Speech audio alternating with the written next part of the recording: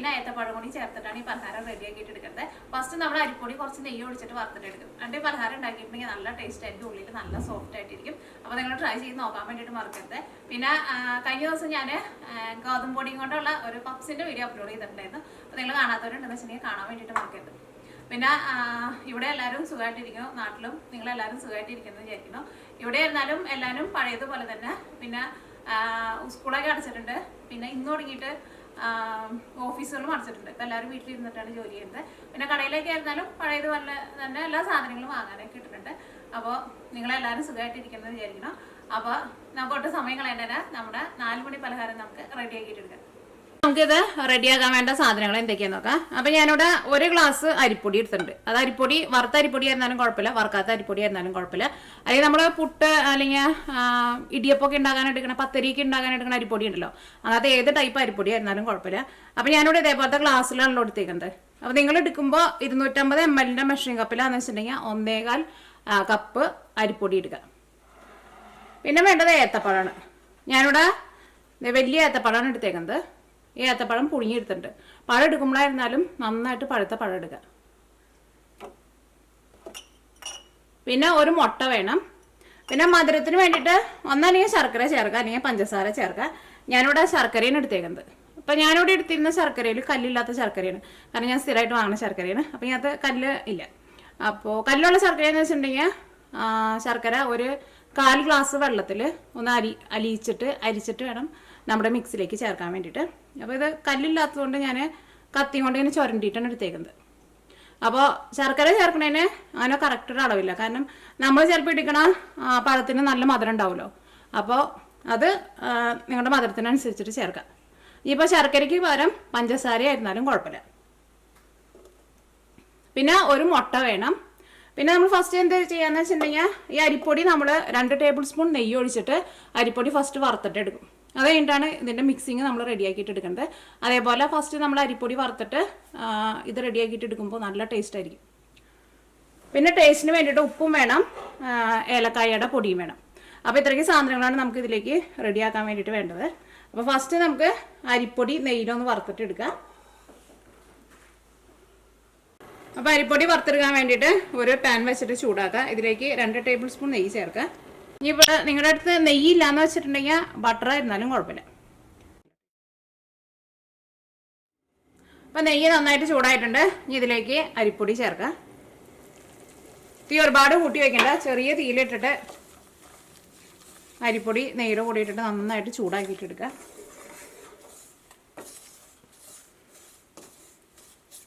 അപ്പോൾ ഞാനിവിടെ ഒരു മീഡിയം ഫ്ലെയിമിലാണ് വെച്ചേക്കുന്നത്. തീ എങ്ങാനും കൂട്ടിയിട്ടുണ്ടെന്ന് വെച്ചിട്ടുണ്ടെങ്കിൽ അരിപ്പൊടി പെട്ടെന്ന് കരിഞ്ഞു പോകും.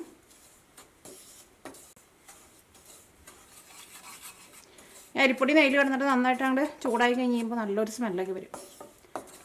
അങ്ങനെ നല്ല സ്മെല്ലൊക്കെ വന്നു കഴിഞ്ഞ് കഴിയുമ്പോൾ നമുക്ക് തീ ഓഫ് ചെയ്യാം. ഇപ്പോൾ അരിപ്പൊടി നെയ്യിൽ കിടന്നിട്ട് നന്നായിട്ട് ചൂടായിട്ടുണ്ട്, നല്ലൊരു മണമൊക്കെ വരുന്നുണ്ട്.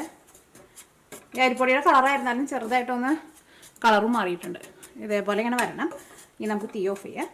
അതിങ്ങനെ നന്നായിട്ട് ഇങ്ങനെ അരിപ്പൊടി നന്നായിട്ട് ചൂടായി കഴിയുമ്പോൾ തന്നെ നല്ല നീണ്ട മണം വരും. അരിപ്പൊടിയുടെ കളറായിരുന്നാലും ചെറുതായിട്ടൊരു ബ്രൗൺ കളർ പോലെ വരും. ഭയങ്കര ബ്രൗൺ കളറായിട്ടില്ല കേട്ടോ, ബ്രൗൺ കളറല്ല, ഒരു മഞ്ഞ കളർ പോലെ വരും. ഇത് റെഡിയായി കഴിഞ്ഞ് വഴിക്കുന്നത് നമുക്ക് വേറെ പാത്രത്തിലേക്ക് പകർത്തി വയ്ക്കുക, അല്ലെങ്കിൽ നമ്മുടെ ഈ പാൻ്റെ ചൂടുകൊണ്ട് ഇരുന്നിട്ട് നമ്മുടെ ഈ അരിപ്പൊടി കരിഞ്ഞു പോകും. പ്രത്യേകം ശ്രദ്ധിക്കുക. ഏതാണ്ട് നീക്കി വയ്ക്കുക. ഇനി ഒരു മിക്സിയുടെ ഒരു ജാർ എടുക്കുക. ഇതിലേക്ക് പുഴുങ്ങിയെടുത്തേക്കണ ഏത്തപ്പഴം ചേർക്കുക.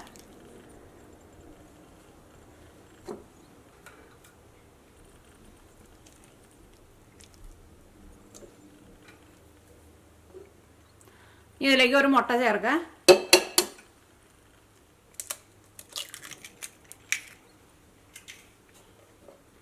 ശർക്കര ചേർക്കുക. അപ്പോൾ കല്ലുള്ള ശർക്കരയെന്ന് വെച്ചിട്ടുണ്ടെങ്കിൽ നിങ്ങൾ ഒരു 1/4 കപ്പ് ഗ്ലാസ്സിൽ അലിയിച്ചിട്ട് എടുത്തില്ലേ, അതിൻ്റെ വെള്ളം ചേർത്താൽ മതി. ഇപ്പോൾ നമ്മൾ ഇതിലേക്ക് ഇങ്ങനെ സെപ്പറേറ്റ് വെള്ളം ചേർക്കും. അപ്പോൾ ശർക്കരയുടെ വെള്ളം എന്ന് വെച്ചിട്ടുണ്ടെങ്കിൽ അങ്ങനെ വെള്ളമായിട്ട് ചേർക്കാം. ഇതിലേക്ക് നമുക്ക് ടേസ്റ്റിന് വേണ്ടിയിട്ട് ഏലക്കായ ചേർക്കാം. ഏലക്കായ ഞാനിവിടെ 1/2 ടീസ്പൂണാണ് ചേർക്കുന്നത്, അല്ലെങ്കിൽ ഏലക്കായ നിങ്ങളുടെ ടേസ്റ്റിനനുസരിച്ചിട്ട് ചേർക്കുക. 1/4 ഗ്ലാസ് വെള്ളം ചേർക്കാം, സാധാരണ വെള്ളം. പിന്നെ നമുക്ക് ലാസ്റ്റ് ഇതിൻ്റെ മിക്സിങ് റെഡിയാക്കുമ്പോൾ വെള്ളം വേണമെന്ന് വെച്ചിട്ടുണ്ടെങ്കിൽ അതനുസരിച്ചിട്ട് ബാക്കി വെള്ളം ചേർക്കാം.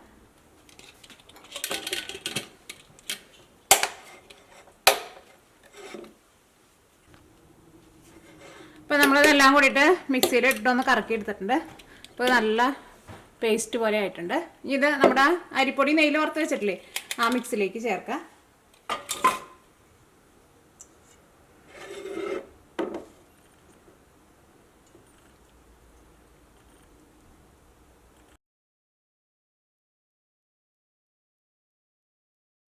നന്നായിട്ട് മിക്സ് ചെയ്യാം.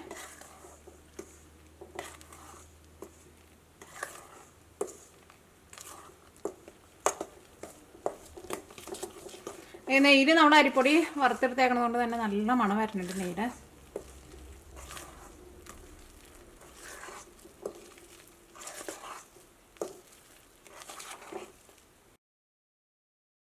ഇനി ഇതിലേക്ക് 2 നുള്ള ഉപ്പ് ചേർക്കാം.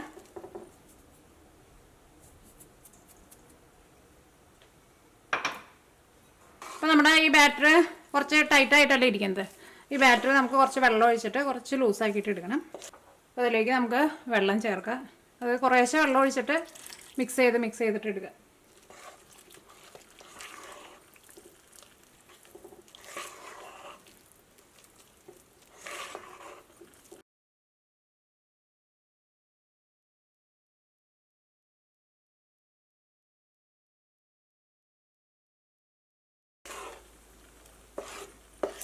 അപ്പോൾ നമ്മുടെ മിക്സിങ് റെഡി ആയിട്ടുണ്ട്. മിക്സിങ് റെഡി ആയിട്ട് എടുക്കുമ്പോൾ പ്രത്യേകം ശ്രദ്ധിക്കുക, ഇതേപോലെ ഇങ്ങനെ കുറച്ച് തിക്കായിട്ടാണ് എടുക്കാൻ വേണ്ടിയിട്ട്.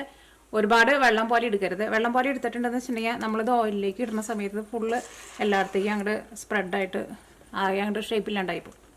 അപ്പോൾ ഇതേപോലെ എടുക്കാൻ വേണ്ടിയിട്ട് പ്രത്യേകം ശ്രദ്ധിക്കുക. പിന്നെ നിങ്ങൾക്ക് നല്ല മധുരം വേണമെന്ന് വെച്ചിട്ടുണ്ടെങ്കിൽ അതനുസരിച്ചിട്ട് ശർക്കര പഞ്ചസാര ചേർത്ത് കൊടുക്കുക. കാരണം ഇതിനിപ്പോൾ അധികം മധുരമില്ല കേട്ടോ. അപ്പോൾ നമ്മുടെ മിക്സിങ് റെഡി ആയിട്ടുണ്ട്. ഇനി ഇത് നമുക്ക് ഫ്രൈ ചെയ്തിട്ട് എടുക്കാം.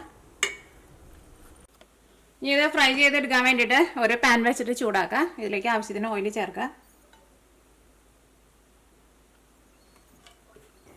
ഇപ്പോൾ ഓയിൽ നന്നായിട്ട് ചൂടായിട്ടുണ്ട്. ഇതേപോലെ ഒരു ചെറിയ സ്പൂൺ കൊണ്ട് ഇതേപോലെ ഇങ്ങനെ കോരിയിട്ട് ചെറിയ ബോളാക്കിയിട്ടിടുക. ഓയിൽ നന്നായിട്ട് ചൂടായി കഴിഞ്ഞ് കഴിയുമ്പോൾ പിന്നെ ഒരു മീഡിയം ഫ്ലെയിമിൽ വയ്ക്കുക. അല്ലെങ്കിൽ ചിലപ്പോൾ നമ്മളെല്ലാം ഇട്ട് വരുമ്പോഴേക്കും ഫസ്റ്റ് ഇട്ടതൊക്കെ കരിഞ്ഞു പോയിട്ടുണ്ടോ.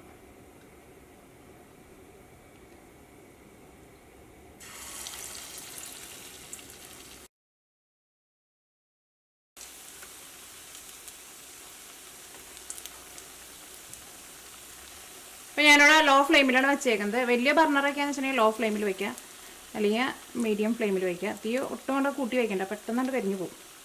നമുക്ക് ഇതിൻ്റെ ഉൾഭാഗം അങ്ങോട്ട് വെന്ത് കിട്ടില്ല. കാരണം ഇതിൻ്റെ ബാറ്റർ ഭയങ്കര സോഫ്റ്റായിട്ട് ഇരിക്കണം. അപ്പോൾ ഇട്ട വഴിക്കാൻ പെട്ടെന്ന് കളർ മാറും.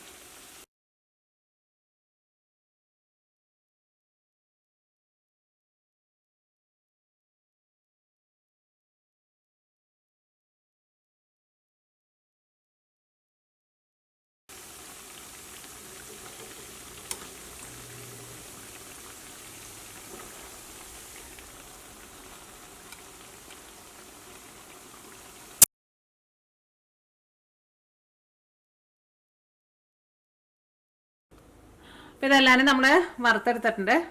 ഇതിൻ്റെ ഉള്ളിൽ എങ്ങനെ ഇരിക്കാമെന്ന് നോക്കാം. ഉള്ളിൽ നല്ല സോഫ്റ്റ് ആയിട്ടാണ് ഇരിക്കുക. തീ എങ്ങനെ കൂട്ടി വെച്ചിട്ടുണ്ടെന്ന് വെച്ചിട്ടുണ്ടെങ്കിൽ നമുക്ക് ഇതിൻ്റെ ഉള്ളിൽ ശരിക്കും വെന്ത് കിട്ടില്ല. പ്രത്യേകം ശ്രദ്ധിക്കുക. എന്നിട്ട് നന്നായിട്ട് മൊരിയിച്ചിട്ട് എടുക്കുക.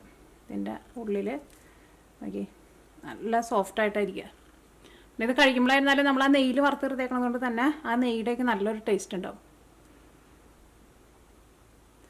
അപ്പോൾ നിങ്ങളെല്ലാവരും ട്രൈ ചെയ്ത് നോക്കാം. ട്രൈ ചെയ്ത് നോക്കിയിട്ട് ഫീഡ്ബാക്ക് പറയാനും മറക്കരുത്. അപ്പോൾ ഇനി നമുക്ക് നാളെ വേറൊരു പുതിയ റെസിപ്പി ആയിട്ട് വരാം.